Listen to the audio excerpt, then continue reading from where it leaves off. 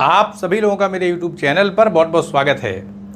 आज आपके सामने एक ऐसे विषय को चुना है कि जिसको लेकर के सरकार चल रही है, यानी भारत को विकसित राष्ट्र बनाने का लक्ष्य सरकार लेकर के चल रही। तो इन्हीं संदर्भों में कुछ बातें आपके सामने रखनी है कि विकसित राष्ट्र का क्या मतलब हो सकता है। दार्शनिक दृष्टिकोण से अगर विचार करें तो विकास की अवस्था किन किन आधारों पर चलकर प्राप्त की जा सकती है, क्योंकि जब हम कोई लक्ष्य निर्धारित करते हैं तो हमें फिर उसी लक्ष्य के अनुरूप अपनी कार्यशैली को निर्मित करना पड़ता है।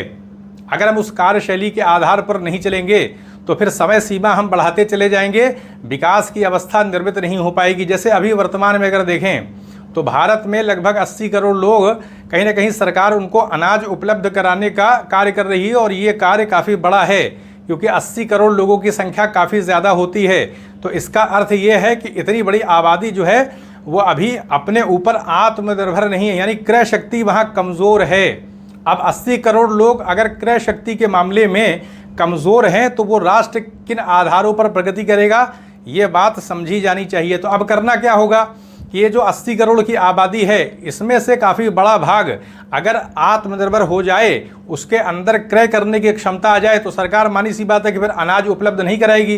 क्योंकि जब हम खुद आय अर्जित कर रहे हैं, आजीविका हमारे पास है, हमें धन प्राप्त हो रहा है, तो हम बाज़ार से जो है अनाज खरीद लेंगे, हमको सरकार की सहायता की तो आवश्यकता नहीं पड़ेगी। लेकिन उस स्तर तक पहुंचने के लिए सरकार को बहुत सारे कार्य करने पड़ेंगे। सबसे पहला काम क्या है कि 10 करोड़ की जो आबादी भारत में है ग्रामीण क्षेत्रों में किसानों की, उनके पास भूमि नहीं है।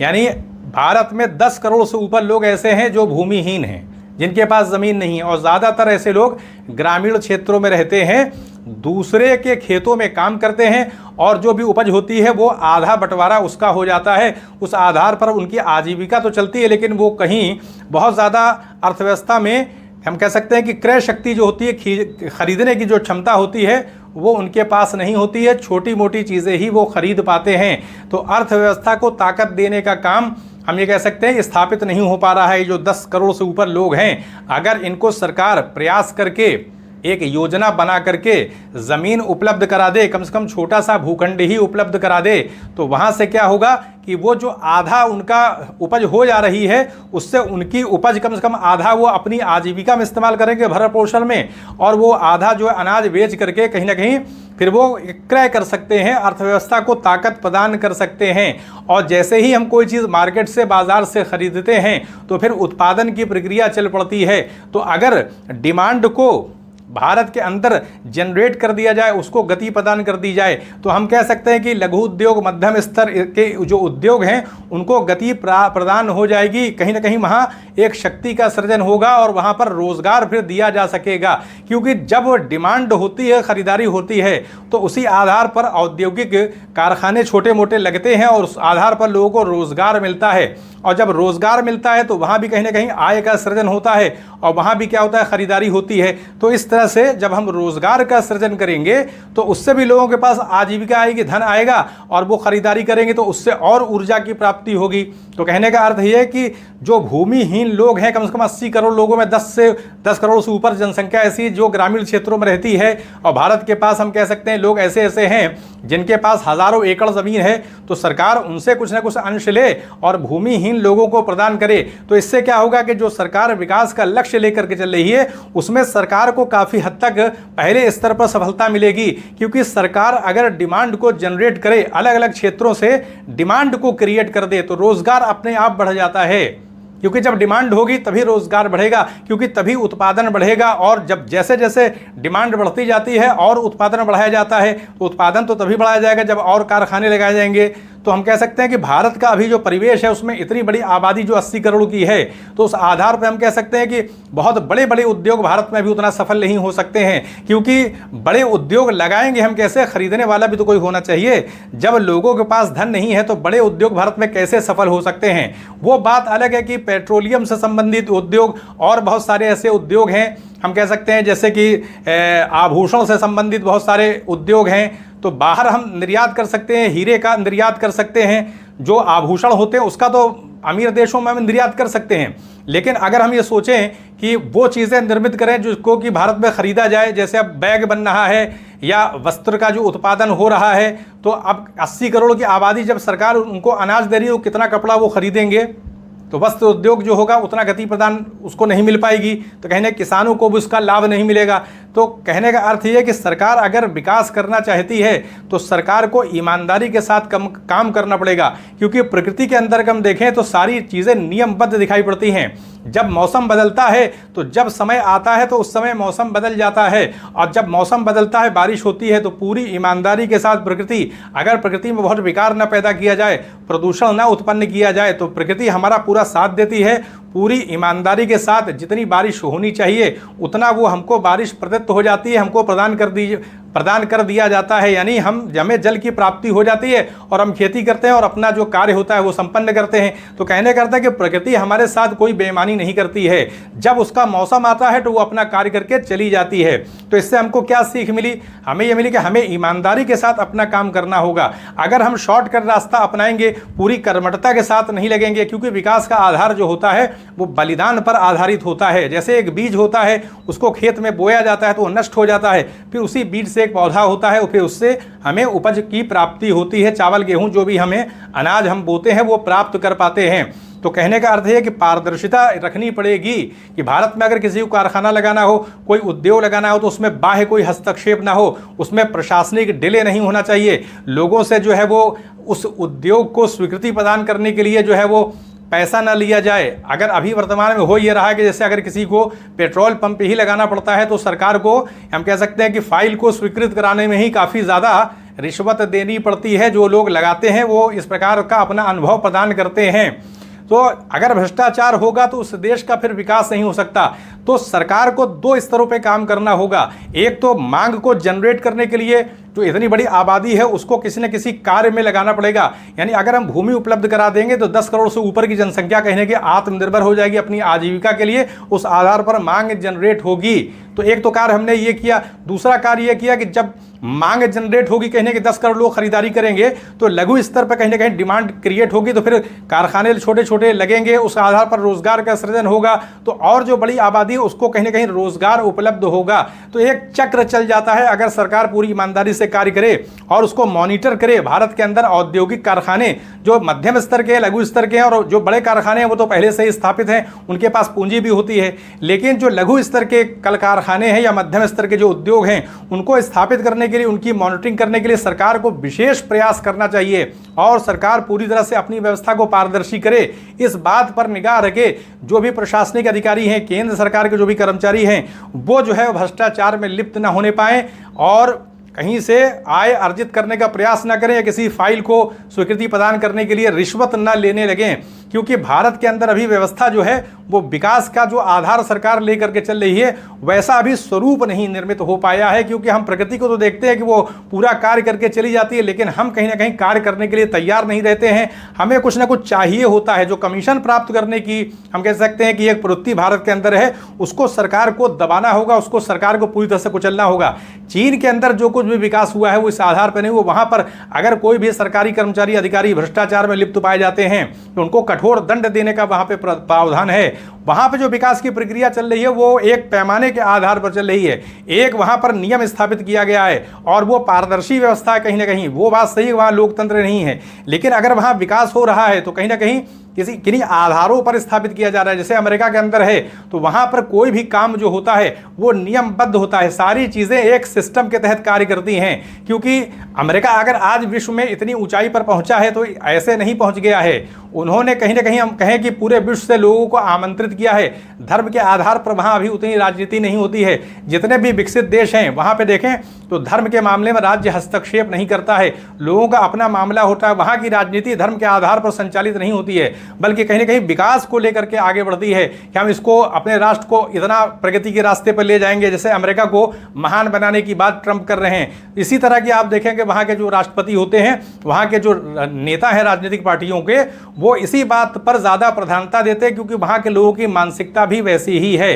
तो लोगों को भी अपने स्तर पर हम कहते हैं इस बात का ध्यान रखना चाहिए कि हमें सरकार से ज़्यादा लाभ अर्जित करना है तो अपने आचरण को भी संतुलित किया जाए, और सरकार जब लक्ष्य लेकर के चलेगी भारत को विकसित बनाना है तो उसके लिए बलिदान करना पड़ेगा, क्योंकि बिना बलिदान के कोई भी चीज़ सिद्ध नहीं हो सकती। बलिदान किन आधारों पर करना पड़ेगा? राजनीतिक शुचिता के संदर्भ में करना पड़ेगा। जो भी राजनीतिक पार्टियां भारत के अंदर हैं वो इस नियम को लेकर के चलें कि जाति के आधार पर, धर्म के आधार पर, किसी भी आधार पर टिकट का बंटवारा नहीं किया जाएगा। योग्य लोगों को विधानसभा में भी पहुंचाया जाएगा, योग्य लोगों को संसद के अंदर भी पहुंचाया जाएगा, क्योंकि जब हम राजनीतिक वातावरण को शुद्ध करेंगे पूरी तरह से, तब जाकर के ऐसे लोग जो कर्मठ हैं, देश का विकास कर सकते हैं, योग्य हैं, जिनके ऊपर भ्रष्टाचार के या किसी आपराधिक मामले, बहुत सारे आपराधिक मामले जो लोग चलते रहते हैं, ऐसे लोग संसद में ही बैठे हुए हैं, विधानसभा में भी है, तो उनसे हम क्या उम्मीद कर सकते हैं वो देश को विकास के रास्ते पर ले जाएंगे? तो राजनीतिक वातावरण को जब तक शुद्ध नहीं किया जाएगा, ये बलिदान करना पड़ेगा राजनीतिक पार्टियों को, क्योंकि अगर भारत को विकसित बनाना है तो राजनीतिक वातावरण का शुद्ध होना अत्यंत आवश्यक है। बिना इसके क्योंकि कोई कार्य हो नहीं पाएगा, क्योंकि कार्यपालिका के अधीन ही सारे प्रशासनिक अधिकारी काम करते हैं। तो जब तक विभागीय स्तर पर भारत के अंदर जितने भी मंत्रालय हैं, जो भी कार्य, जैसे कि आपके पेट्रोलियम मंत्रालय है, इसी तरीके से भारत सरकार का गृह मंत्रालय है, विदेश मंत्रालय है, बहुत सारे मंत्रालयों के तहत सरकार कार्य करती है, तो उन मंत्रालयों के अंदर पूरी पारदर्शिता होनी चाहिए। जो भी ठेके दिए जाए उसमें कमीशनखोरी नहीं होनी चाहिए। सरकार निजी उद्योगों को बढ़ावा देने के लिए जिन नियमों को स्थापित करे उनका हूबहू वैसे ही पालन होना चाहिए। सरकार की तरफ से कोई, हम कह सकते हैं सरकारी जो प्रशासनिक अमला है उसके तरफ से कोई अनैतिक जो है दबाव या लाभ अर्जित करने की जो मानसिकता होती है उसको पूरी तरीके से त्यागना होगा। बिना बलिदान के भारत जो है वो विकसित राष्ट्र नहीं बन सकता। हमें अपने आचरण को, अपनी कार्यशैली को शुद्ध करना पड़ेगा, और ये हम शुद्ध इसलिए करेंगे क्योंकि अगर हम विकास के रास्ते में पीछे रह गए तो अभी वर्तमान में चल ये रहा है, जिसके पास शक्ति होती है और जो कमजोर राष्ट्र रह जाते हैं, पीछे रह जाते हैं, उनको दबाने की कोशिश करते हैं। आज अमेरिका के राष्ट्रपति ट्रंप हैं, जो वो कहीं ना कहीं जिस तरह से बात करते हैं, जिस तरह से वो ये कह रहे हैं कि हम ये चीज़ें स्थापित कर देंगे, इस देश को ले लेंगे, अपने अधीन कर लेंगे, तो उनको लगता है कि हमारे पास शक्ति है, हमारा कोई मुकाबला नहीं कर सकता, तो हम जो चाहे वो कथन वक्तव्य जारी कर सकते हैं। तो कहने का अर्थ ये कि भारत को विकसित राष्ट्र के स्तर पर पहुंचना होगा, क्योंकि भारत अपनी भूमिका के माध्यम से विश्व को एक नेतृत्व प्रदान कर सकता है। भारत के पास हम कह सकते हैं कि सांस्कृतिक, जो हम कह सकते हैं कि एक परिवेश है, भारत के पास जो सांस्कृतिक वातावरण है वो बहुत ही समृद्ध है, उसकी जो परंपरा है बहुत विकसित है। तो इस माध्यम से हम कह सकते हैं कि भारत के जो लोग हैं उनके हृदय में भी प्रेम है। भारत के लोग कहीं भी जाते हैं तो कर्मठता उनके अंदर रहती है, बाहर काम करते हैं, वो बात दूसरी है कि देश के अंदर उतनी कर्मठता नहीं दिखाते हैं, क्योंकि इसके पीछे कहीं ना कहीं सामाजिक भेदभाव और जो स्तरीकरण समाज का हो गया वो भी उत्तरदायी है कि कहीं ना कहीं लोग अपने तक ग्लानि फील करते हैं, उनको लगता है ये छोटा काम है, हमारी इज्जत समाज में जा सकती है, तो इसलिए वो कार्य नहीं करते हैं। तो कहीं ना कहीं अपनी इज्जत को भी लेकर चलते हैं, जबकि चीन के अंदर ऐसी भावना नहीं है। जितने भी विकसित राष्ट्र हैं, आप वहाँ के लोगों की प्रवृत्ति देखेंगे तो हम छोटा काम करें चाहे जो काम करें वहाँ सम्मान दिया जाता है। तो सरकार को भी ये स्थापित करना होगा, लगातार प्रचार प्रसार करना होगा, लोगों के अंदर ये संस्कार बैठाना होगा कि कोई भी काम छोटा नहीं होता है, हम कोई भी काम कर सकते हैं। होता यह है कि हम चाहे छोटा काम कर रहे हैं उसको सही ढंग से करें, पूरी रचनात्मकता के साथ करें, सफाई के साथ करें, तो लोग आते हैं वहाँ पर, चीज़ें बिकती हैं और लोगों का उत्थान होता है। तो एक जो मानसिकता सामाजिक स्तर पर जो विभेद है, कहीं ना कहीं काम नहीं करते हैं लोग, वो अपने स्तर के हिसाब से कार्य करना चाहते हैं। समाज में कहीं ना कहीं जो एक इज्जत की भावना होती है कि हम इस कार्य को करेंगे तो हमारी इज्जत जा सकती है, तो ये परंपरा क्योंकि लंबे समय से सामंतवादी प्रवृत्ति भारत के अंदर रही है और भेदभाव समाज के अंदर रहा है, तो इसको दूर भी करना होगा। जब तक इसको दूर नहीं किया जाएगा तब तक भारत के अंदर हम कह सकते हैं जो कर्म करने का मामला है, किसी भी प्रकार के उद्योग को करने का मामला है, उसमें लोग आएंगे नहीं। बाहर चले जाते हैं, सऊदी अरब में या दूसरे देशों में जाते हैं तो निम्न से निम्न स्तर का कार्य भी वहां पर करने लगते हैं, उनको लगता है यहाँ हमको कोई देखने वाला नहीं है।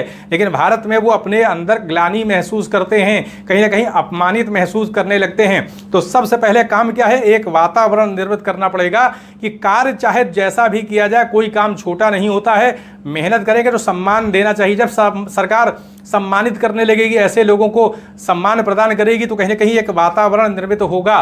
तो लोगों को कार्य करने के लिए प्रेरित करने का माहौल निर्मित करने का काम भी सरकार को ही करना पड़ेगा, क्योंकि सरकार, मानी सी बात है, जब सरकार चलती है तो एक योजना बनाती है, उसके पास शक्ति होती है, उसके पास सारा हम कहते हैं प्रशासनिक अमला होता है, वो जो ज़्यादा बेहतर तरीके से प्रबंध कर सकती है, लोगों को दिशा दे सकती है, लोगों के अंदर संस्कार प्रेषित कर सकती है। उसके पास मीडिया की भी शक्ति होती है, वो प्रचार माध्यमों के जरिए जो है लोगों को प्रेरित कर सकती है। तो विकास का जो आधार होता है वो शुचिता पर ही होता है, कर्मठता पे होता है, नियमबद्धता पे होता है, व्यवस्था पर होता है, ईमानदारी पर होता है, राष्ट्र प्रेम पर आधारित होता है, देशभक्ति पर आधारित होता है। उसमें सांप्रदायिकता नहीं आ पाती, उसमें भेदभाव नहीं आता है, उसमें सबको कहीं ना कहीं समान माना जाता है। क्योंकि जब हम समाज के अंदर रह रहे हैं तो अगर हम भेदभाव के आधार पर मान लिया अपना जीवन संचालित कर भी रहे हैं तो उससे मिलेगा क्या? किसी इंसान का हम क्या नुकसान कर लेंगे सिवाय नफरत के आधार पर? हम किसी से ईर्ष्या ही कर सकते हैं, किसी को बुरी निगाह से देख सकते हैं, उसके आधार पर हमको प्राप्त क्या होगा? जिस वातावरण में हम रह रहे हैं उस बात से भारत का सामाजिक परिवेश है।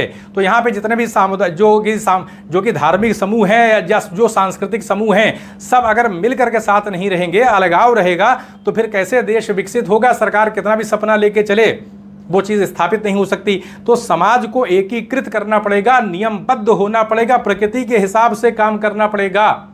जब तक ईमानदारी को स्थापित नहीं करना पड़ेगा, हम ईमानदारी को जब तक स्थापित नहीं करेंगे तब तक हम विकसित राष्ट्र की जो अवधारणा है उसको साकार नहीं कर सकते। क्योंकि ढांचागत हम चाहे जो निवेश कर लें उसके आधार पर विकास नहीं होता है। विकास की प्रक्रिया जो होती है वो कहीं ना कहीं व्यवस्था की डिमांड करती है, पारदर्शिता की डिमांड करती है, ईमानदारी की डिमांड करती है। सारे लोग अपने कर्तव्यों का पालन करें। अगर सारे लोग अपने कर्तव्यों को पालन करें, कार्य के प्रति जो एक रुचि होती है, काम करने के प्रति जो उत्साह होता है वो लोगों के अंदर होना चाहिए। स्वच्छता के प्रति भी लोगों का ध्यान आकर्षित किया जाए, क्योंकि विकास में आसपास का जो वातावरण होता है वो भी स्वच्छ होता है। तो वो स्वच्छ वातावरण कैसे होगा, उसका भी संस्कार निर्मित करना पड़ेगा। स्वच्छ भारत अभियान जो प्रधानमंत्री श्री नरेंद्र मोदी ने चलाया, उन्होंने जो भी योजनाएं चलाई हैं, चाहे वो डिजिटल इंडिया हो, चाहे वो मेक इन इंडिया हो, चाहे वो स्वच्छ भारत अभियान हो, बेटी बचाओ बेटी पढ़ाओ की योजना हो, अगर हम उनकी योजनाओं को देखें तो कहीं कहीं लगता है कि जो एक विकसित राष्ट्र की जो अवधारणा उसमें चरितार्थ होती है। लेकिन ऐसा देखा गया इतिहास के आईने में कि जो भी शासक हुए हैं उन्होंने नीतियां तो निर्मित की, लेकिन प्रशासनिक अमला अगर उनको सही ढंग से लागू करे, और भारत के अंदर क्योंकि राज्य सरकारें भी हैं, तो उस आधारों पर एक संतुलित दृष्टिकोण जब भारत के अंदर विकसित होगा तब जाकर के हम कह सकते हैं केंद्र सरकार जो योजना बना रही है उसका सही लाभ मिल सकता है।